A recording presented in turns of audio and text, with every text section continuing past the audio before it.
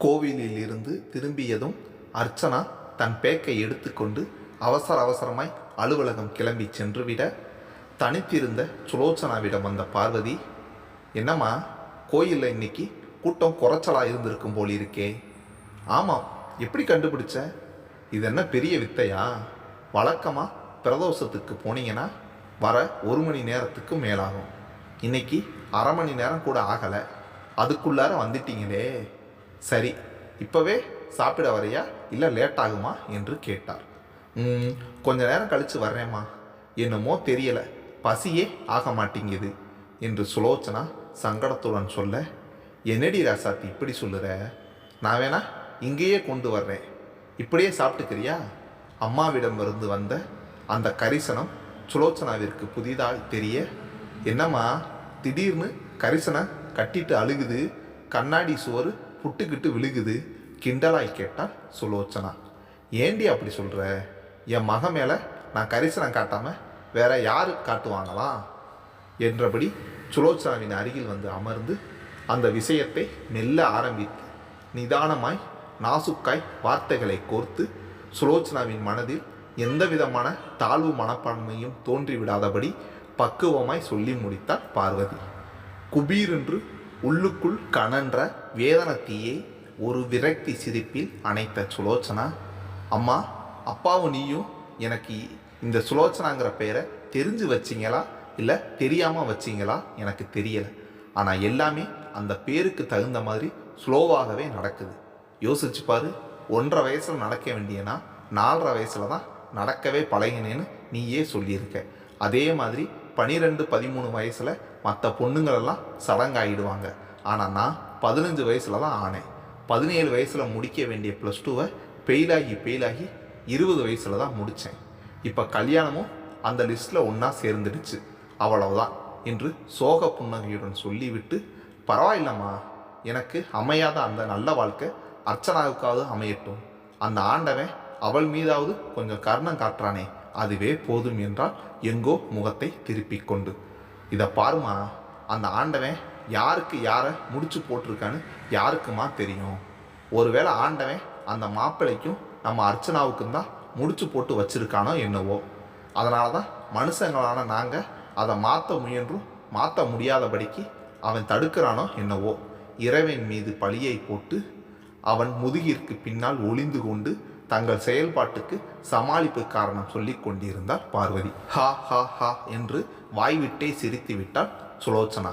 பரவாயில்லம்மா, எது நடந்தாலும் அதுக்கு ஒரு காரணத்தை கற்பிச்சுக்கிட்டு அந்த காரணத்தின் மூலம் தனக்குத்தானே ஆறுதல் படுத்திக்கிற சூத்திரத்தை மனித இனத்துக்கு அந்த ஆண்டவன் மறக்காமல் கொடுத்துருக்கான்.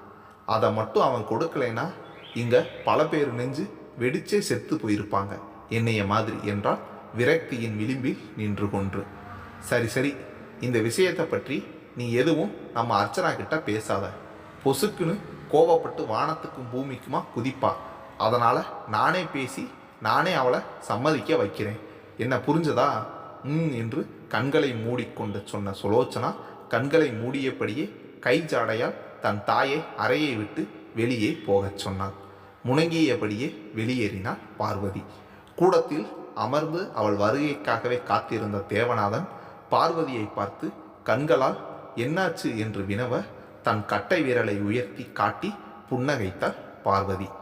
தன் பேச்சு திறத்தாலும் நாவன்மையாலும் தன் மூத்த மகளை வாயடைக்க செய்த பார்வதி இளைய மகள் அர்ச்சனாவையும் அதே அஸ்திரத்தால் வீழ்த்தி விடலாம் என்ற அதீத நம்பிக்கையில் வந்து சுனாமியில் சிக்கிய சருகாய் சிதறடிக்கப்பட்டாள். செம்பரம்பாக்க வெள்ளத்தில் சிக்கி சென்னையை போல் சின்ன பின்னம் ஆனாள். தாய் சொன்ன அந்த தகவலை கேட்டதும் அர்ச்சனா ஒரு ருத்ர தாண்டமே ஆடிவிட்டாள். ராஸ்கல், ஆம்பளைனா என்ன வேணாலும் செய்யலாம், எது வேணாலும் பேசலாங்கிறது அவனோட எண்ணமா? எத்தனை நெஞ்செழுத்தம் இருந்தால் அவன் அக்காவை பெண் பார்க்க வந்துட்டு தங்கச்சியை கட்டிக்கிறேன்னு சொல்லுவான். பேசும்போது அர்ச்சனாவின் மொத்த உடம்பும் நடுங்கியது.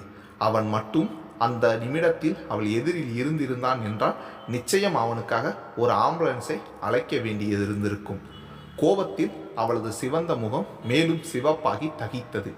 கண்கள் தீக்குளங்களாய் மெளிர்ந்தன. கூண்டில் அடைத்து வைக்கப்பட்ட பெண் புலி எப்படி உரும்பிக் கொண்டே அங்குமிங்கும் நடக்குமோ அதேபோல் அர்ச்சனாவும் அறைக்குள் அங்குமிங்கும் நடந்து கொண்டிருந்தாள். பார்வதி எதுவும் பேச இயலாமல் விழிகளை விரித்து கொண்டு அவளை பார்த்தபடியே நிற்க, ஏமா அந்த மடையன்தான் அப்படி கேட்குறானா, நீயும் என்னமோ அவன் சொல்வது சரிங்கிற மாதிரியெல்லாம் பேசுகிற, என்னதான் நினச்சிக்கிட்டு இருக்க உன் மனசில்? அவன் ஆசைப்படியே என்னை அவனுக்கு தார வாத்துடலாம்னு நினச்சிட்டு இருக்கியா? அப்படி ஒரு எண்ணம் இருந்தால் அதை இப்போவே சுத்தமாக அழிச்சிடு. ஒருவேளை என்னையும் மீறி நீங்கள் ஏதாவது செஞ்சு உங்கள் எண்ணத்தை செயல்படுத்த நினச்சிங்கன்னா அவன் கை என் கழுத்துக்கு தாலி கட்டுறதுக்கு முன்னாடி என் கை அவன் கழுத்தில் கீறல் போட்டுடும், ஜாக்கிரதை. சரவடி போல் அவள் தொடர்ந்து பேசிக்கொண்டே போக இடையில் புகுந்து அவளை கையமர்த்தினான் பார்வதி. என்னடி தப்பு அதில்? மனசுக்கு யாரை பிடிக்குதோ அவங்களத்தானே கல்யாணம் பண்ணிக்க முடியும். அப்போ தானே காலம் பூராவும் சந்தோஷமாக குடும்பம் நடத்த முடியும். உலக நியதியே அதுதானே. என்னமோ பெருசாக பேச வந்துட்ட. நீ மட்டும் உனக்கு பிடிக்காதவனையா கட்டிக்குவ? பிடிச்சவனைத்தானே கட்டிக்குவ. அதைத்தானே அவனும் சொல்கிறான். இதை பாருமா, திருமணங்கிறது 2 மனசு சம்பந்தப்பட்ட விஷயம். அவன் ஒருத்தனுக்கு மட்டும் பிடிச்சா போதாது, எனக்கும் அவனை பிடிக்கணும். அப்போ தான் வாழ்க்கையில் சந்தோஷம் தெரியும். இல்லைன்னா சந்தோஷம் தெரியாது, கோர்ட்டும் கேஸும் தான் தெரியும். ஏய், ரொம்ப தான் துள்ளாதடி. கடைசியாக இப்போ என்ன தாண்டி சொல்கிற? ஆட்காட்டி விரலை நீட்டி கேட்டார் பார்வதி. அவனோட அந்த கனவு பழிக்கவே பழிக்காதுன்னு சொல்லி அனுப்பிடுங்க, அவ்வளவுதான். இதுக்கு மேலே இதை பற்றி யாரும் பேசாதீங்க. பேசுனீங்க அர்ச்சனாவும் பற்களை நரநரவென்று கடித்து கொண்டு பதிலுக்கு ஆட்காட்டி விரலை நீட்டி சொன்னான். ஓஹோ, உனக்கு உடம்புல அத்தனை திமிரி ஏறி போச்சா? உன்னை அடக்க ஆளில் நினச்சிட்டு ஆடுறியா? என்னம்மா பேசுகிற? நீ சொல்கிற மாதிரி என் உடம்புல திமிரு ஏறி இருந்தால் உடனே கல்யாணத்துக்கு சரின்னு அல்ல பதில் சொல்லியிருப்பேன். திரும்பி சொன்னவளை ஏறிட்டு பார்த்த பார்வதி, சரி சரி பேசுனது போதும். எதுக்கும் 2-3 நாள் நல்லா யோசி. வேணும்னா யாருடையாவது கலந்து பேசிப்பாரு, அப்புறம் சொல்லு உன்னோட முடிவை என்றான். அம்மா, 10 நிமிஷம் யோசித்தாலும் பதில் இதுதான், 10 நாள் யோசித்தாலும் பதில் இதே தான். வாழ்க்கையில் அதிர்ஷ்டம் எப்போவாவது தான் வந்து கதவை தட்டும். அந்த நேரத்தில் கதவை திறந்து அதை உள்ளார அழைச்சிக்கிட்டா வாழ்க்கை மகிழ்ச்சியாக இருக்கும்.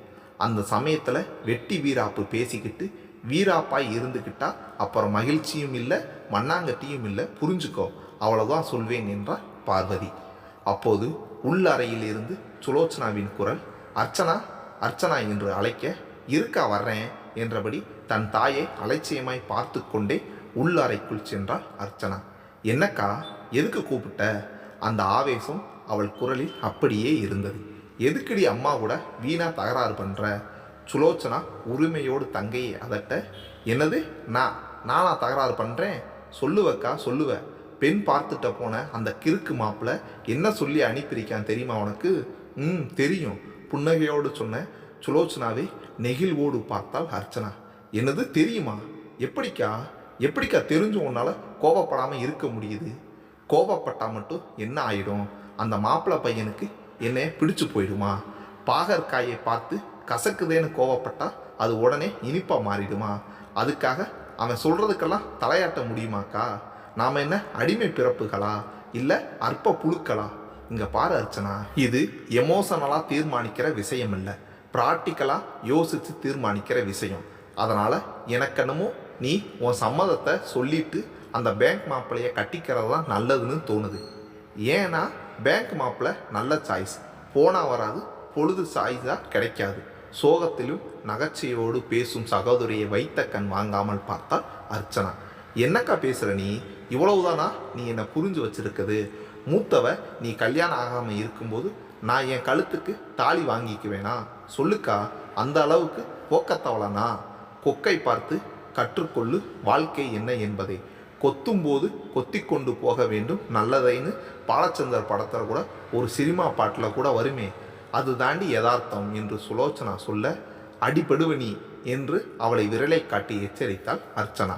அப்படி இல்லை அர்ச்சனா, நாம் நம்ம அப்பாவையும் அம்மாவையும் கொஞ்சம் நினச்சி பார்க்கணும். அவங்க எதுக்காக தவிக்கிறாங்க, யாருக்காக துடிக்கிறாங்க? நம்ம பொண்ணு, அது சுலோச்சனாவாக இருந்தாலும் சரி அர்ச்சனாவாக இருந்தாலும் சரி, நல்லா இருக்கணும் அப்படித்தானே நினச்சி எல்லாம் செய்கிறாங்க. அவங்கள நாமே எதிர்க்கலாமா என்றபடி தொடர்ந்து எதையோ பேசி அவள் மனதை கலைக்க முயன்ற சுலோச்சனாவின் வாயை சட்டென பொத்திய அர்ச்சனா, போதுங்கா, இதுக்கு மேலே இதை பற்றி பேச வேண்டாம். அந்த நாய்க்கு உன்னை கட்டிக்க கொடுப்பனை இல்லை, விடு. அப்போ உன்னை கட்டிக்க கொடுப்பனை இருக்கா பட்டென்று கேட்டாள் சுலோச்சனா. அதுவும் இல்லை, ஏன்னா நான் அவனை போல நாய் இல்லை, பளிச்சென்று சொல்லிவிட்டு நகர்ந்தாள் அர்ச்சனா.